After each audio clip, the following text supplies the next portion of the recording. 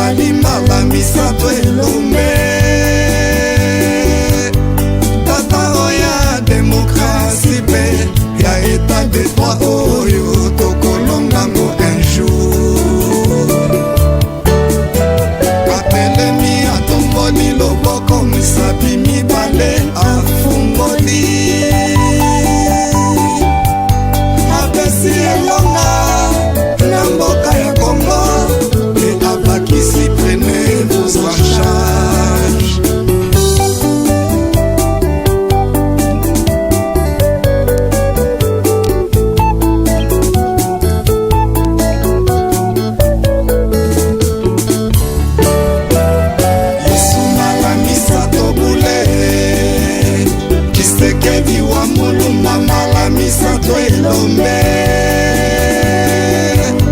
toproklame yo héros national po okufeli Kongo.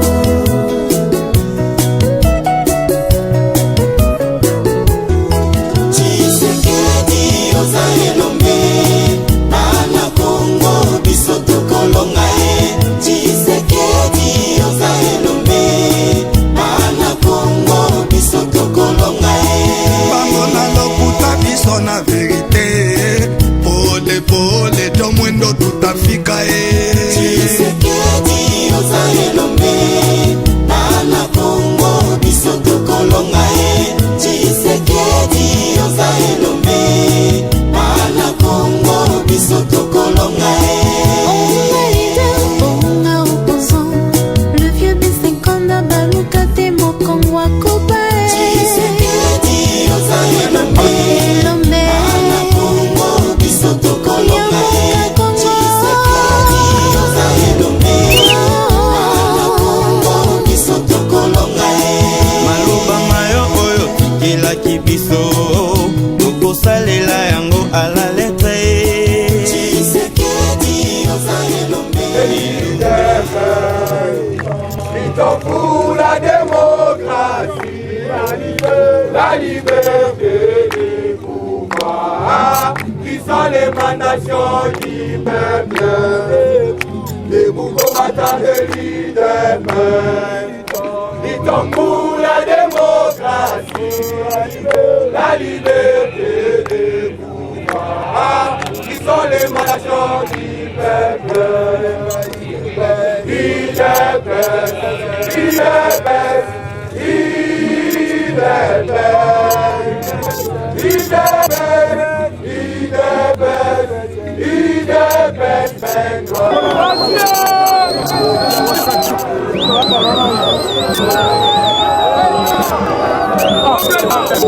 Mon président.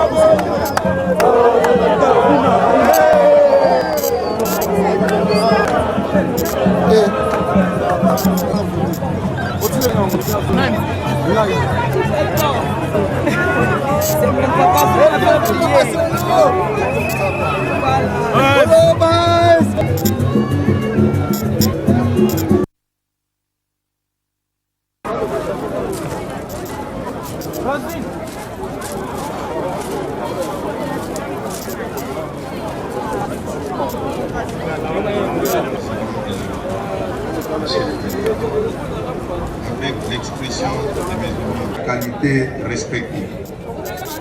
Du 1er février 2017, depuis que nous avons quitté le petit Tshisekedi wa Mulumba, derrière Chichi, Sphinx, les Baobabs du Congo,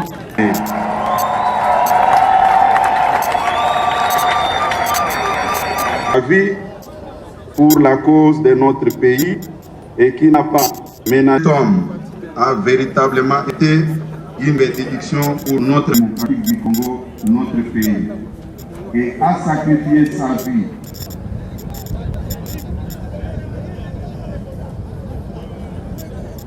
Seigneur Gérard Mulumba, chef.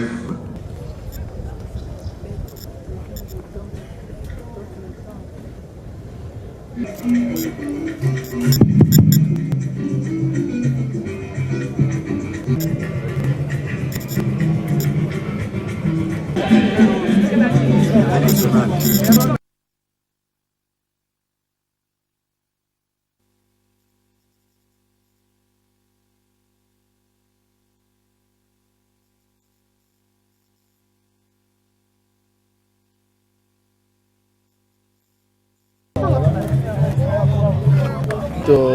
Coordonnatrice soutien Félix Antoine Tshisekedi Tshilombo, Grand Katanga. La famille commémore la République démocratique du Congo, la disparition de Tshisekedi Wamulumba. Nous allons regarder la grand papa de la République. Nous sommes ici à Kinshasa pour représenter le Grand Katanga de la Sofati.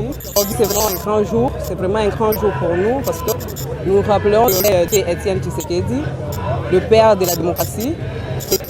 D'abord qui est décédé avant que même le fils ait le pouvoir. Mettons double effet, je peux dire comme ça, parce que là, de l'autre côté, la commémoration du PDM. C'est que le fils, Félix Antoine Tshisekedi Tshilombo, il est sur le père. Mais bien sûr, il est vraiment sur les traces de peur, parce que nous le voyons, je peux parler d'exemples de prisonniers, libérer tous les prisonniers. Le jour commence à s'exprimer. Nous, donc, la population commence à s'exprimer dans la démocratie totale. Voilà un message par rapport à ces trois. Par rapport au fait. Bon, là, nous prions seulement qu'il soit que Dieu l'a franchement et qu'il continue toujours à sauver notre pays. Voilà, 3 ans, il y a disparition. Bon, Eli, ok. Menacez-moi. On a une journée mukubwa sana. Hapa tu vas représenter parti ya Grand Katanga. Vu la commémoration, il y a fait Étienne, le docteur de la démocratie, qui nous a laissé qu'on a pu amener à Tatu, pour nous la population musulmane. Accent. Oui, il y a un problème. Commémorer 3 ans, il y a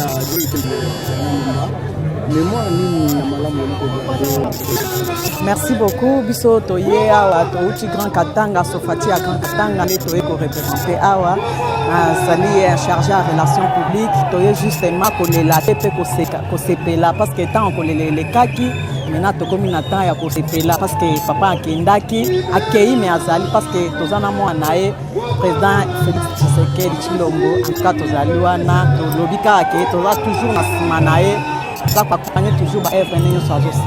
que Félix a respecté le principe qu'il y a papa naé, tout papa le peuple d'abord, Félix a honoré Bien sûr, sur le même gratuité, il y a scolarité, ils allaient vraiment, ils allaient manquer les autres qui sont toujours na papa ya papa naé.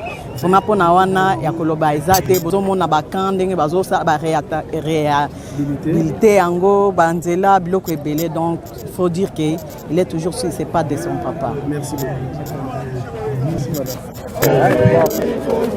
On a lu papa Étienne Tshisekedi parce que lui naé ya wende biso zela ya bokonzinyo soboza komona on makamnyo soboza komona uti vraiment naé toza na esengo mingi parce que papa Étienne Tshisekedi biso makanisi apesi biso makasi asali ete biso nyonso vraiment donc c'est un peu ça. Étienne Tshisekedi c'est un esprit qui s'est incarné dans son fils. La mort n'existe pas. La mort c'est une dimension mystique. La mort c'est une grâce. La mort c'est un mouvement de 2 temps. Le temps matériel et le temps dans l'invisible. Pour moi, Étienne Tshisekedi n'est pas mort, il est en vie. Parce que le terme fils, ça vient de l'hébreu, qui veut dire haben, la reproduction de l'esprit du Père. Quand nous voyons Félix, nous voyons les grands sphinx, les Mahanta du Congo. Quand je dis Mahanta, les Mahanta, c'est-à-dire les grands maîtres des grands maîtres, qui initient le grand maître pour l'équilibre d'une génération, d'un pays, d'un peuple. C'est ça ce qui va dire Mahanta. Et le président Félix Tshisekedi a vécu ce que nous appelons l'atarisme mystique. C'est la transmission des dimensions cachées du Père au Fils sans passer par l'initiation. Donc le président Félix, c'est le grand Mahanta du Congo.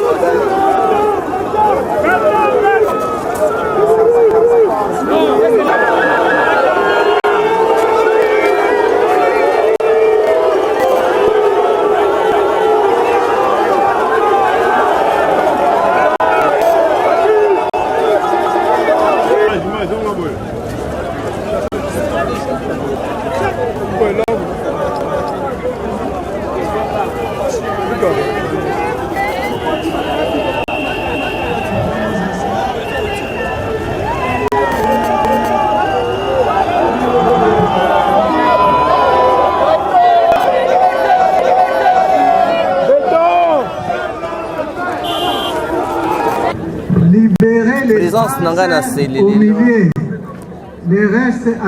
na mausolée ya maître ngai père de la démocratie Dr Etienne Tshisekedi ali mpona kokanisa bitumba na ye korendre honneur et hommage na oyo nyonso asala mpona mboka oyo ateya biso nde toye lelo kokanisa jour akufaki ezaki lelo.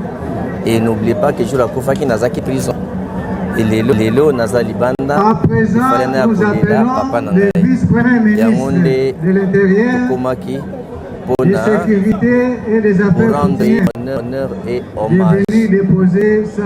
Ya mibale koréaffirmer notre loyauté, koréaffirmer notre fidélité na makambo oyo atangisaka biso. Parce que lelo mutu lokola ngai oyo natambola na ye de tous ceux qui ont fait l'opposition dans ce pays, je suis les 6 politiciens oyo à rencontrer na Pierre Tshisekedi plus de chefs d'État. Dans cette opposition, même à l'UDPS, Moutakuta na chef d'État avec Tshisekedi de Kolanga Azate. Donc, nous avons un devoir de continuer bitumba oyo atangisaki biso, et surtout que ndenge monseigneur alobi na kati ya messe que il nous a enseigné la non-violence. Toutes les rébellions nous ont trouvé politiciens. Totikala kosimba manduki te po toza na ligne ya non-violence ya paix ya papa Tshisekedi. Pour réaffirmer devant esika bakundaki ye que ce qui nous a enseigné, nous réaffirmons notre engagement pour ne jamais trahir le Congo, ne jamais oublier le principe et mater à Pessarabiso. Donc c'est un renouvellement de l'engagement, c'est rendre hommage à la paix de la démocratie. Merci. Mokolo lelo zo rappelé biso mokolo oyo to kabwanaka physiquement là le grand maître Etienne Tshisekedi wa Mulumba, mais qui est toujours vivant pour nous. Et l'autre se rappellera que ndenge physiquement to kabwanaka na, et donc voilà yango sengela na biso to ya awa epai wapi nzoto ezali kopema mpona toyeba kokanisa elongo avenir ya bitumba oyo ye ainitiaki biso. Ben oui, incarnation yango wana tozaza prophétie moko te ekoki kokokisa masamba provision. Donc nyonso eza kosalama ezali bongo lokola secrétaire général tikoloba toganye bataille mais kasi guerre toganye yango nanu te parce que baproche ezali nanu tokocontinuer na bitumba héritage oyo grand maître mpe atikela biso jusqu'à ce que ekozala total. Mais mokonzi azali koincarner pouvoir na ye comme il faut. Depuis janvier il y a 2019, alternance Salamaki, Tobundine Bolbi, Namikili à Poto, mais combat à Poto, c'est pour ça la paix, appui à combat à Kinshasa. Voilà, en même temps, le Kolo Nazalaki, Tobunda Makasi, Pemenya Mokonzamboka, Ndemoni Sali que tant accession et pouvoir et Salami, je devais venir continuer le combat sur place avec lui aussi Longo. Pour pesa makasi na ba action aza kosala na mboka. Vraiment na diaspora to pesi bino nyonso mbote, diaspora responsable bien sûr et non diaspora oyo mokonza bengaki la combat ya combataba ba benga ngo insulte mais insulte te afingi ben individualité mais afingi comportement na manière de faire na bango de qualifier afingi mais a qualifié yango ezaki combataba lobite ke bango bakuna barantaba non. Alors message ezali diaspora responsable ba continuer na combat o ezali combat responsable batia pouvoir biso to kita ekoto na bino ba ebosala koto na ye moko président de la République ko ba action so mener et ezala toujours bénéfique pour na mboka.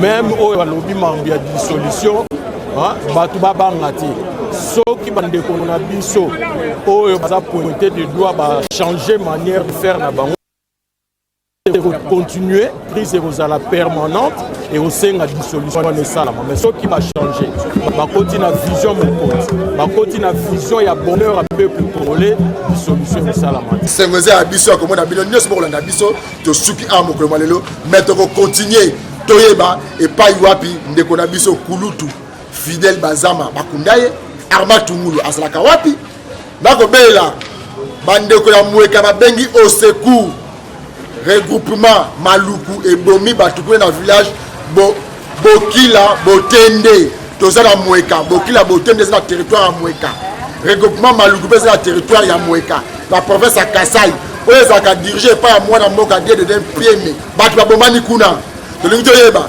nani apesi bango minduki nani apesa ki instruction batu babomana nani pe akobenga batu baboyima bimalibanda mutu abomi batu bakoyeba nyama na mboka oyo Kongo oyo babomana est bakokite oyo babomana Kamonasa bakokite oyo babomana Yungu bakokite kuna suna Mweka bobomi tolingi toyeba nani apesa instruction batu bakufa na Mweka to suki a mokolo malelo to kite mokolo malelo